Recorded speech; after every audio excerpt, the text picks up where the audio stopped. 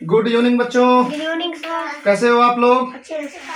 आज जो है आप लोगों को हम लगभग 1 वीक पहले द्विघात समीकरण के 1-2 क्वेश्चन बताए थे, लेकिन आज फिर हम जो है द्विघात समीकरण पे क्या करेंगे, फोकस करेंगे। द्विघात समीकरण जानते हो ना किसको बोलते हैं?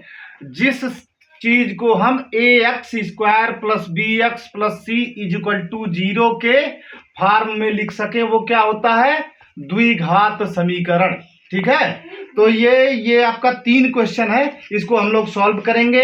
ये आपके 9th में भी काम आएगा, आपके 10th में भी काम आएगा और इंटरमीडिएट लेवल तक भी काम आएगा। ठीक है, पहले हम छोटे प्रश्नों से क्या करते हैं, इसका स्टार्टअप करते हैं, फिर धीरे धीरे हम बड़े प्रश्नों की तरफ बढ़ेंगे। ओके, आप लोग अपना दिमाग कंसंट्रेट करिए, एकाग्रचित करिए और क्वेश्चन पे ध्यान केंद्रित करिए, और हम किस तरह से लगा रहे हैं इसको आप लोग क्या ध्यान पूर्वक देखेंगे। चलो बोलो जय श्री सीताराम। जय श्री सीताराम। चलो स्टार्ट करो। देखो ये हमने 3 क्वेश्चन उतार रखा है, द्विघात समीकरण, क्वाड्रेटिक इक्वेशन। ठीक है, पहला क्वेश्चन है हमारा 2x² + 7x + 3 = 0। दूसरा क्वेश्चन है x² - 2x - 8 = 0। आपका थर्ड क्वेश्चन है 2x² - 5x + 3 = 0। श्रव्यम, आदित्य, कौन सा क्वेश्चन बताएं ये बताओ। पहला। चलो, तो ये हो गया आपका क्वेश्चन नंबर फर्स्ट। ओके,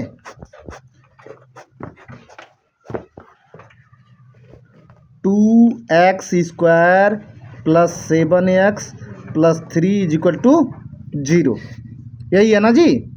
तो इसको हम क्या बोलते हैं? ax² + bx + c = 0। इसी के फॉर्मेट में है ना ये। यहाँ चिन्ह माइनस भी हो सकता है, प्लस भी हो सकता है, इसमें कोई इशू नहीं है। तो ये ax² + bx + c = 0 के फॉर्मेट में है। तो इसमें हमको करना ये होता है कि a × c करना होता है। क्या करना होता है? a × c करने के बाद इसकी वैल्यू कितनी आ जाए?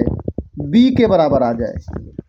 किसके बराबर आ जाए? b के। यानी 2 में 3 का हम गुणा करें, कितना आए? आपका 7x आए। ये हमको हमेशा ध्यान रखना है। ओके, तो हमने क्वेश्चन नोट कर लिया, 2x² + 7x + 3 = 0। यही क्वेश्चन है ना।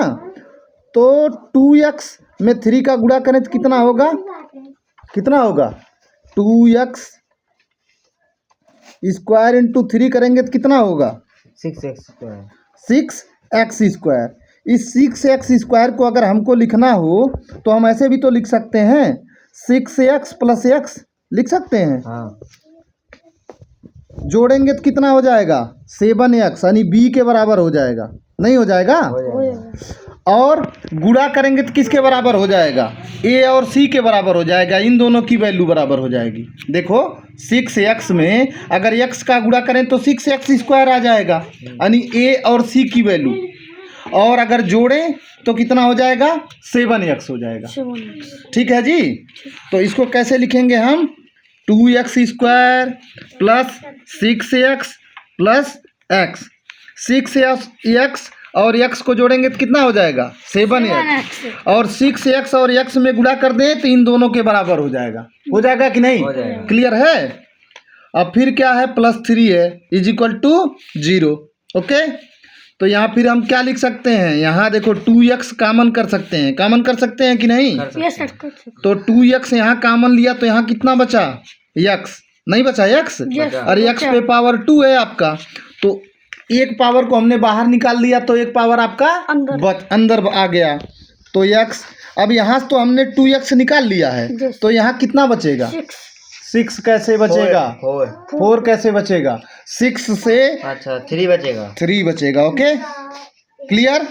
फिर यहाँ पे हम क्या कॉमन कर सकते हैं? 1 कॉमन कर सकते हैं। नहीं कर सकते हैं। तो यहाँ पे क्या बचेगा? x + 3 = 0।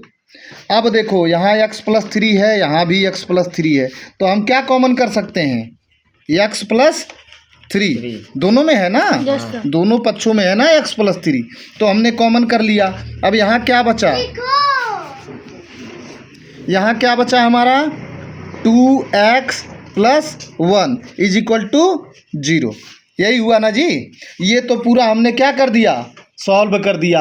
अब इसमें हमको करना ये होता है बेटा, इसमें x की वैल्यू अलग अलग आती है, तो हम 2 बार x की क्या करेंगे, वैल्यू निकाल सकते हैं ना।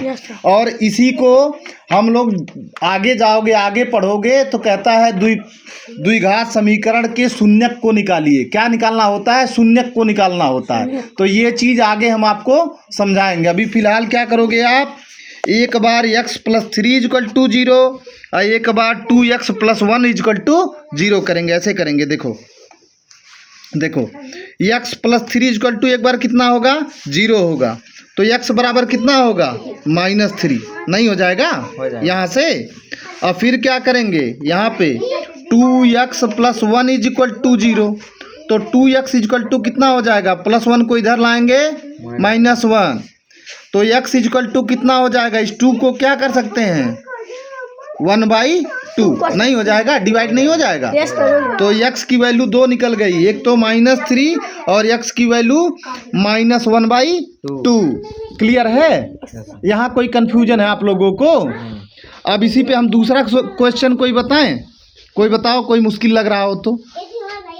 कोई मुश्किल है आदित्य, कोशिश करोगे आप लोग, तो इसको यहीं पे विश्राम दिया जाए आप लोगों को। हम बता दीजिए, दूसरा भी बता दें, दूसरा या तीसरा, दूसरा। चलो छोटे से पेज में हम क्या करते हैं, इसको लगा लेते हैं। अब आपका क्वेश्चन नंबर 2 है, x² - 2x - 8 is equal to 0। तो इसमें करना क्या होता है, a इंटू सी करना होता है ना जी। क्या करना होता है, a इंटू सी। तो 8 को इस हिसाब से डिवाइड करना है कि क्या हो जाए, -2x हो जाए। तो क्या करेंगे बताओ, बताओ जी, डिवाइड करेंगे। देखो x² -8 है ना, तो -8x² हो जाएगा। a और c की वैल्यू कितनी है, -8x²। और इसको इस तरह से जोड़ो कि -2x हो जाए। तो कैसे जोड़ेंगे, अगर हम इसको लिख दें -4x और +2x, तो कितना हो जाएगा, देखो 4x माइनस है, -4x में से +2x घटाएंगे 2x आ जाएगा। अब -4x में से +2x का गुणा करेंगे तो 8x² भी आ जाएगा, आ जाएगा। क्लियर है, तो x² यहाँ क्या लिख सकते हैं, -4x + 2x - 8 is equal to 0। Clear है आदित्य, समझ में आ रहा है। हाँ बेटा, ये आपके 9th 10th और इंटरमीडिएट बेस तक काम आएगा। ओके, तो फिर यहाँ से हम क्या करेंगे, यहाँ से हम एक x को कॉमन लेंगे, तो यहाँ बचेगा x - 4, और यहाँ से +2 कॉमन लेंगे, तो यहाँ बचेगा x - 4 इज इक्वल टू 0। तो देखो ये x - 4 और ये x - 4 क्या हो जाएगा, कॉमन हो जाएगा, x - 4 कॉमन हुआ। और यहाँ से x + 2 हम क्या कर लेंगे, ले लेंगे, x + 2 इज इक्वल टू 0। तो आपका एक फॉर्मेट ये हो गया, ये फॉर्मेट ये हो गया। तो यहाँ पे ऐसे कर दो, x - 4 इज इक्वल टू 0, तो x की वैल्यू कितनी आ गई, 4। क्लियर। अब फिर एक बार क्या होगा, x + 2 इज इक्वल टू 0, तो x इज इक्वल टू -2, ये वैल्यू आ गई। क्लियर है। तो इस पे आप लोगों को अगर हम 15-20 क्वेश्चन दे दें तो आप लोग सॉल्व करोगे, करोगे ना। ये आपके लिए क्या होगा, बहुत बढ़िया होगा, बेटर होगा। ओके, चलो ठीक है। इसी के साथ जय हिंद, जय भारत।